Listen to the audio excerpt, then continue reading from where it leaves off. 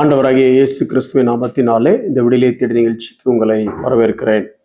நடைமுறை கிறிஸ்தவம் என்கிற காரியத்தை குறித்து கற்றுக்கொண்டிருக்கிறோம். குறிப்பாக ரோமர் 12வது அதிகாரம் அந்த ஒவ்வொரு வசனமா நம்ம கற்றுக்கொண்டிருக்கிறோம். அதுல கடந்த சில நாட்களாக நாம் 14வது வசனத்தை தியானித்துக் கொண்டிருந்தோம். அதாவது நம்மளை துன்பப்படுத்துகிறவர்களை எப்படி ஆசீர்வதிக்கணும், அவங்கள சபிக்க கூடாது அப்படிங்கிற காரியத்தை தியானிச்சோம்.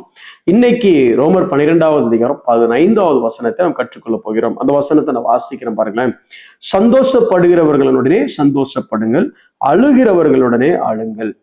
இதை பார்க்கும் பொழுது ரொம்ப சாதாரணமா இந்த வசனத்தை வாசிச்சிருவோம். ஆனா ஒரு கிளைமாக்ஸா இருக்கக்கூடிய காரியத்தை இப்பவே சொல்றேன் பாருங்களேன். ஒரு சகோதரனை உண்மையிலேயே அன்போட நீங்க நேசிச்சீங்கன்னா மட்டும்தான் இந்த காரியத்தை செய்ய முடியும். அல்லது எப்படி இருக்கும் அப்படின்னா, அவன் சந்தோஷப்படும் பொழுது உங்களுக்கு ஒரு பொறாமை இருக்கும், அல்லது அதுக்கும் நமக்கு சம்மந்தம் இல்லைன்னு தோணும். அவன் அழும் பொழுது அது அவன் பிரச்சனை, நல்ல வேளை நாம தப்பிச்சோம் அப்படிங்கிற எண்ணம் இருக்கும். உண்மையிலேயே ஒரு சகோதரனை நீங்கள் அன்பு கூர்ந்தால் மாத்திரமே, அதாவது கிறிஸ்துவின் அன்பு உங்களுக்குள்ள இருந்து அந்த அன்பு வெளிப்படுத்தப்பட்டால் மாத்திரமே இந்த காரியத்தை செய்ய முடியும். சரி, இதை கொஞ்சம் நம்ம ஆழமா தியானிக்கலாமே. இதை பவுல் சொல்லும் பொழுது எப்படி சொல்ல வரேன்னா, you must enter into the feelings of others. அதாவது அடுத்தவனுடைய உணர்வுகளுக்குள்ளாக நீங்க பிரவேசிக்கணும். அதாவது கிறிஸ்தவ வாழ்க்கைங்கிறது ஸ்தோத்திரம் பிரதர், அல்லேலியா பிரதர், சர்ச்சுக்கு வந்தோன்னு சொல்றது, பிரைஸ் தி லார்ட் சொல்றது, அப்படி ஒரு ஹக் பண்றது, அப்புறம் ஒரு ஃபெல்லோஷிப்னு சொல்லி டீ காஃபி குடிக்கிறது, அப்புறம் நீ உன் வேலையை பார்த்துட்டு போ, நான் என் வேலையை பார்த்துட்டு போறேன், ஞாயிற்றுக்கிழமை திருப்பி நீங்க வருவேன், நானும் ஞாயிற்றுக்கிழமை திருப்பி வருவேன்.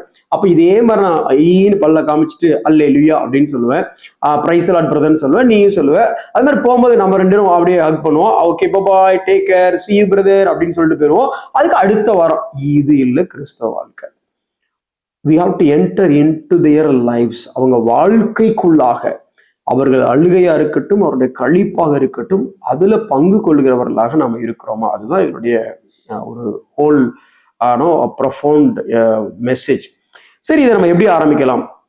இது சாத்தியமா அப்படின்னா இதுதான் அடிப்படை. ரோமர் 12வது அதிகாரத்துல 4வது வசனம் வாசிக்கிற மாதிரில, ஏனெனில் நமக்கு ஒரே சரீரத்தில் அநேக அவயங்கள் இருந்தும் அவை எல்லா அவயங்களுக்கும் ஒரே தொழில் இராதது போல அநேகராகிய நாமும் கிறிஸ்துக்கள் ஒரே சரீரமா இருக்க. இந்த சபைன்னு வரும் பொழுது இந்த சரீரம் அப்படிங்கிற எண்ணம் நமக்குள்ள இருக்கணும். அதாவது நம்ம எல்லாரும் ஒரே சரீரம். ஒரே சரீரம் என்ன? இந்த சுண்டு விரல ஒரு அடிபட்டா கூட அது முழு சரீரத்தோட ஆப்ரேஷனையும் கண்ட்ரோல் பண்ணுது. அந்த ஒரு சின்ன ஒரு செருப்பு கடிச்சு ஒரு புண்ணு வந்தா கூட என்னால வேகமா நடக்க முடியாது, வேகமா போகும். அப்ப அந்த முழு சரீரத்தையும் அந்த சின்ன காயம் கண்ட்ரோல் பண்ணுது. அதே மாதிரி ஒருவேளை இந்த நாக்கு இருக்குல்ல, அது சாப்பிடும் போது ஒரு சுவையான பாத்திரத்தை அல்ல சுவையான ஒரு பதார்த்தத்தை அது சாப்பிட்ட உடனே, அது திளைக்க உடனே நாக்கு மட்டும்தான் சாப்பிட்டு டேஸ்ட்டை பார்த்துச்சு, ஆனா மொத்த சரீரமும் எஃபெக்டை காமிக்குது. தொடர்ந்து சாப்பிட்டே இருந்தா மத்திய பிரதேசம் பெருசா வளரும். அப்ப எப்படி எல்லாமே பாத்தீங்கன்னா இன்டர்லிங்க்டு, இன்டர் கனெக்டட். அப்படிதான் நம்ம ஒவ்வொரு கிறிஸ்தவங்களும் இருக்கணும் அப்படின்னு சொல்லிதான் வேதம் காமிக்குது. இதே காரியத்தை நீங்க 1 கொரிந்தியர் 12வது அதிகாரத்துல பவுல் 26வது வசனத்தில் எழுதுறார், ஒரு அவயம் பாடுபட்டால் எல்லா அவயங்களும் கூட பாடுபடும், ஒரு அவயம் மகிமைப்பட்டால் எல்லா அவயமும் கூட சந்தோஷப்படும். ஆமா, ஏங்க இந்த அதிகாரத்துல பவுல் இதை எழுதி வச்சாரு? இதை படிக்கும் பொழுது நான் இப்படி யோசிக்கிறேன், பவுல் இந்த மெசேஜை இந்த இடத்துல ஏன் சொல்லியிருக்கணும் அப்படின்னா, அந்த 12வது அதிகாரம் உடனே நீங்களும் நான் என்ன தோணும், பார்த்த உடனே அது வரங்கள் பத்தி பேசின அதிகாரம் பிரதர், கொரிந்து சபையினுடைய வரங்களை பத்தி. அந்த இடத்துலதான் பவுல் இந்த வசனத்தை எழுதி வச்சிருக்கிறார். ஏன் அந்த வசனத்தை 2வது பகுதியை படிச்சு பார்த்தீங்களா? ஒரு அவயம் மகிமைப்பட்டால், ஒருவேளை ஒரு அவயத்துக்கு ஒரு வரம் கொடுக்கப்பட்டு அல்லது ஒரு கிருபை கொடுக்கப்பட்டு அந்த அவயம் மகிமைப்பட்டால் எல்லா அவயங்களும் தனக்கும் அந்த வரம் வேண்டும், தானும் மகிமைப்பட வேண்டும் என்று சண்டை போடும் அப்படின்ட்டு இருக்கு.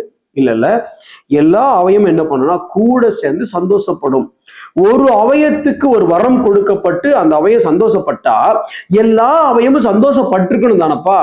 ஒருத்த தீர்க்க தரிசன வரத்துல இருந்தா இல்ல ஒருத்த அந்நிய பாஷை பேசினா நீங்க எல்லாரும் ஏன்பா அடிச்சுக்கிட்டு நானும் பேசணும்னு சொல்லி எதையாவது பேசுறீங்க அப்படின்னு சொல்லி பவுல் எழுதுற அந்த இடத்துலதான் இது எழுதி வச்சிருக்கிறார்.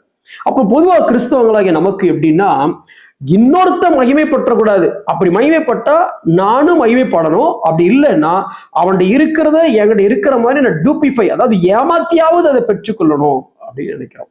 ஒருவேளை அன்னைக்கு இந்த கொரிந்து சபை இந்த ஒரு சத்தியத்தை, எந்த சத்தியம்? சந்தோஷப்படுகிறவர்களுடைய சந்தோஷப்படுங்கள், அழுகிறவர்களுடனே அழுங்கள், நாம் எல்லாரும் ஒரே சரீரம், ஒரு அவயம் பாடுபட்டால் எல்லா அவயமும் பாடுபடும், ஒரு அவயம் மகிமைப்பட்டால் எல்லா அவயம் மகிமைப்படும். அப்படின்னா அவங்க என்ன பண்ணிருக்கணும் அப்படின்னா, ஒருத்தன் வரத்துல மேனிஃபெஸ்ட் ஆன உடனே சூப்பர் பிரைஸ் காட், நம்ம சகோதரனுக்கு தேவன் இந்த வரத்தை கொடுத்திருக்கிறாரு, எவ்வளவு ஹாப்பில, super, let's all join together and praise God அப்படின்னு ஒரு எண்ணம் வந்திருக்கணும். ஆனா அவங்களுக்கு எப்படி வந்துச்சு தெரியுமா? அது என்ன அவன் மட்டும் பேசுறான், அப்ப நான் பேச மாட்டேனா? எல்லாரும் என்ன அவனை மட்டும் திரும்பி பார்க்கறாங்க, நானும் பேசி என்ன எல்லாரும் திரும்பி பார்க்க வைக்கிறேன் அப்படின்னு சொல்லி இந்த ஒரு அடிப்படை கோட்பாடு மிஸ் ஆனதுனாலதான் அந்த மொத்த கொரிந்தியர் 1 கொரிந்தியர் 12வது அதிகாரம் 13-14க்கான காரணம் அப்படின்னு நான் யோசிக்கிறேன். ஒருவேளை அன்னைக்கு ஒருத்தருக்கு வரங்கள் கிடைச்ச உடனே எல்லாரும் சேர்ந்து மகிமைப்படுத்தியிருந்தாங்க தேவனை அப்படின்னா இந்த பிரச்சனையே வந்திருக்காது. சரி, இன்னைக்கு நாம எப்படி இருக்கிறோம்? ஒருத்தருடைய சந்தோஷத்தை நாம நம்மளுடைய சந்தோஷமா எடுத்துக்கிறோமா? ஒருத்தருடைய பிரச்சனை அது நம்மளுடைய பிரச்சனையா எடுத்து அந்த அளவுக்கு நமக்குள்ள ஒரே அவயமா செயல்படுகிறோமா? ஒரு பெரிய நதி போயிட்டு இருக்கு அப்படின்னா, டக்குன்னு நீங்க நடுவுல ஒரு வாய்க்கால் அல்லது ஒரு பிரிவு கட்டிட்டீங்க அப்படின்னா ஒரு நதி 2 நதி ஆயிரும். அப்போ மொத்தமா வந்த சந்தோஷம் 2ஆ பிரிஞ்சிருது. ஆனா அதே இது 2 டார்ச் லைட் எடுத்துட்டு ஒரே ஆப்ஜெக்ட் நோக்கி அடிச்சீங்க அப்படின்னா 2 லைட்டும் போய் ஒரே லைட் ஆகி இன்னும் கொஞ்சம் நல்லா வெளிச்சம் கிடைக்கும். அப்ப நல்லா கவனிச்சு பாத்தீங்க, பெரிய நதியா வந்தது 2ஆ பிரிஞ்சு சின்ன நதி ஆயிடுச்சு. 2 சின்ன வெளிச்சமா வந்தது சேர்ந்த இடத்துல பெரிய வெளிச்சமா ஆயிடுச்சு. அதே மாதிரிதான் உங்களுடைய சந்தோஷம் என்னுடைய சந்தோஷம் ஆகும் பொழுது, என்னுடைய சந்தோஷம் உங்களுடைய சந்தோஷம் ஆகும் பொழுது நம்மளுடைய சந்தோஷம் நிறைவாகும், அது இன்னும் அதிகமாகும். அதைத்தான் பவுல் சொல்றாரு. கொஞ்சம் யோசிச்சு பாருங்க, ஒரு வீட்டுல 5 பேர் இருக்கிறாங்க, ஒரு சோகமான தருணம். டக்குன்னு அந்த 5வது குழந்தை வந்துட்டு நான் இன்னைக்கு ஸ்கூல்ல ஃபர்ஸ்ட் வந்துட்டேன் அப்படின்னு சொன்ன உடனே அந்த சுகமான தருணம் மாறி எல்லாருமே அப்பாடா சூப்பர், எப்படியா நம்ம பிள்ளை எல்லா பிரச்சனையும் விடு, பிள்ளை ஃபர்ஸ்ட் மார்க் எடுத்திருக்கா, ஒரு சிக்கன் வாங்கிட்டாரா, ஒரு பிரியாணியை போடு அப்படிங்க என்ன வந்தது. இப்ப அதுக்கு அடுத்த நாள் இன்னொரு பையன் வந்து சொல்றான், அப்பா நான் இன்னைக்கு ஸ்போர்ட்ஸ்ல மெடல் வாங்கிட்டேன்ப்பா அப்படின்னா, அப்ப இன்னைக்கு என்ன ஆகுது, அந்த பையனால அந்த வீடு சந்தோஷமாகுது.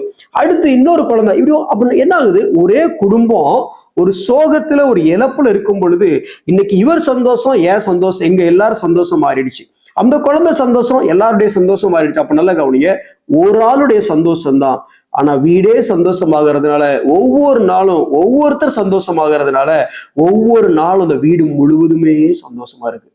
இப்படித்தான் சபை இருக்கணும், இப்படிதான் சபை இருக்கணும். சபையில ஒருத்தருக்கு ஏற்படுகிற வெற்றி, ஒருத்தருக்கு ஏற்படுகிற மகிமை, ஒருத்தருக்கு ஏற்படுகிற சந்தோஷம் மொத்த சபையை சந்தோஷமாக்கும் பொழுது ஒவ்வொரு நாளும் அந்த சபை சந்தோஷத்தோடையே இருக்கும். இப்படிப்பட்ட ஒரு அனுபவத்துக்குள்ள நாம இருக்கிறோமா? சரி, பெஸ்ட் எக்ஸாம்பிள் இயேசுவை எடுத்துக்கலாமே. சந்தோஷப்படுறவங்களுடனே அவர் எப்படி சந்தோஷப்படுகிறார்? முதல் அற்புதம் எங்க நடந்துச்சு? கானா ஒரு கல்யாணத்துல நடந்துச்சு. கானா ஒரு கல்யாணத்துல என்ன காணாம போச்சு? சாம்பார்னு சொல்லுவீங்க, திராட்சை ரசம். அன்னைக்கு திராட்சை ரசங்கிறது அவர்களுடைய சந்தோஷம், அது அவர்களுடைய கௌரவம், அவர்களுடைய வெற்றி, அவர்களுடைய மகிமை அது. அப்போ அவர்களுக்கு அங்க ஒரு பிரச்சனை வந்த உடனே ஆண்டு என்ன பண்றாங்க, ஜாடிகளில் தண்ணீர் நிரப்புங்கள். 2வது அதிகாரம் யோவான் 6வது வசனம். ஏதோ கொஞ்சம் ஒரு பக்கெட்ல ஜாடி, யூதர் கால்கள் ஒரு ஜாடி, கிட்டத்தட்ட அது 100கணக்கான லிட்டர். அப்படிப்பட்ட ஜாடியில தண்ணியை பிடிச்சி திராட்சை ரசம் மாதிரி கொடுத்தா அவுட்புட் எப்படி இருக்குன்னு பாருங்களேன். ருசி குறைந்ததை தான் கடைசியா எல்லாரும் கொடுப்பாங்க, ஆனா நீரோ நல்ல ரசத்தை இதுவரைக்கும் வைத்திருந்தீரு அப்படின்னு அவங்க சொன்னோன்னு ஏசு வந்துட்டு நெல்லு அவன் கொடுக்கல, அது என்னோட ரசம் அப்படின்னு சொல்லல. அவன் சந்தோஷம் அவரும் பகிர்ந்து கொண்டதை நம்ம பார்க்கிறோம். இப்படி கிறிஸ்தவ உலகத்துல நம்ம ஒருவர் சந்தோஷத்தை நாம் எல்லாருடைய சந்தோஷமாக நாம் பாவிக்கிறோமா? பிரதர், நீங்க வீடு கட்டிட்டீங்க, எனக்கு ரொம்ப சந்தோஷம், நானே வீடு கட்டின மாதிரி எனக்கு சந்தோஷம். டக்குன்னு இருந்தாலும் உங்க வீட்டுல திங்ஸ் எல்லாம் அவங்கள்ட்ட போட்டு எங்க வீடுன்னு சொல்லிடாதீங்க, அப்படி சொல்ல வரலண்ணா, அதுக்கெல்லாம் செய்வோம். என்ன அர்த்தத்துல சொல்ல வரேன் அப்படின்னா, உங்களுடைய வெற்றி கிறிஸ்துவின் சரீரத்துல ஒரு பக்கத்தின் வெற்றி, அது எங்களுடைய வெற்றி. இந்த சரீரத்துல கண்ணு மட்டும் அழகா இருந்துச்சு அப்படின்னா இந்த கண்ணுக்கு பெருமை இல்லை, இந்த ஆளுக்கு தான் பெருமை. இந்த சரீரத்துல சிரிப்பு மட்டும் அழகா இருந்துச்சுன்னா இந்த வாய்க்கு அழகு இல்லை, இந்த சரீரத்துக்கு அழகு. அந்த வாய் நல்லா சிரிக்குன்னு சொல்ல மாட்டாங்க, அந்த ஆள் நல்லா சிரிப்பாரு. அதே மாதிரி நாம் ஒரே சரீரமாக இருந்தால் நம்மளுடைய சபைக்குள்ள ஒருவருடைய சந்தோஷம் எல்லாருடைய சந்தோஷமாக இருக்கிறதா யோசிச்சு பார்ப்போம். அதுக்கு தேவை அன்கண்டிஷனல் லவ், அந்த அன்பு நமக்குள்ள இருக்கிறதா? கண்களை மூடி நாம் ஜெபிப்போம். அன்புள்ள ஆண்டவரே, அன்கண்டிஷனல் லவ், ஒரே சரீரம் அப்படிங்கிற எண்ணத்தோடு நாங்கள் ஒருத்தர் மேலையும் நீர் எங்களுக்கு பாராட்டின அதே அன்பை நாங்கள் காண்பிக்க எங்களுக்கு உதவி செய்யுங்க ஆண்டவரே. அழுகிறவர்களுடனே கூட அழுங்கள், சந்தோஷப்படுகிறவர்களுடைய கூட சந்தோஷப்படுங்கள். அப்பேற்பட்ட மற்றவரையும் ஆண்டவரே எங்கள் சரீரத்தின் அவயமாக நோக்கக்கூடிய அளவுக்கு அந்த ஆண்டவரே அன்பை எங்களுக்குள்ளே ஊற்றிவிடும், உணரச் செய்யும். இயேசுவின் நாமத்தில் பிதாவே, ஆமென்.